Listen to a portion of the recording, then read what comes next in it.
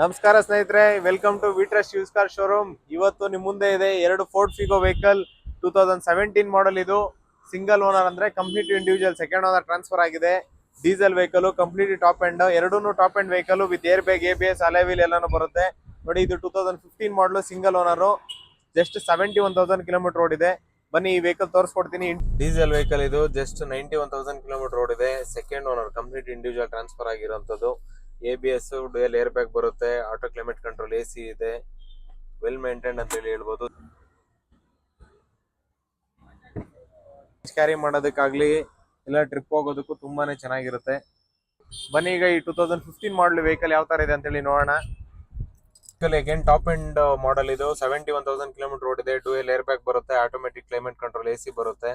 Vehicle ಅಂತಾನು ತುಂಬಾ quality ಆಗಿ ಚೆನ್ನಾಗಿ ಮೇಂಟೈನ್ ಮಾಡಿದ್ದಾರೆ. ಮ್ಯೂಸಿಕ್ ಸಿಸ್ಟಮ್ ಇದೆ ವಿತ್ ಬ್ಲೂಟೂತ್ ಸಿಸ್ಟಮ್ ಇದು. ಓವರ್ ಆಲ್ ಎರಡು ವೆಹಿಕಲ್ ಬಾಡಿ ಲೈನಿಂಗ್ ಕಂಡೀಷನ್ ಚೆನ್ನಾಗಿದೆ. ಟೈರ್ಸ್ ಮೋರ್ ದೆನ್ 80% ಇದೆ.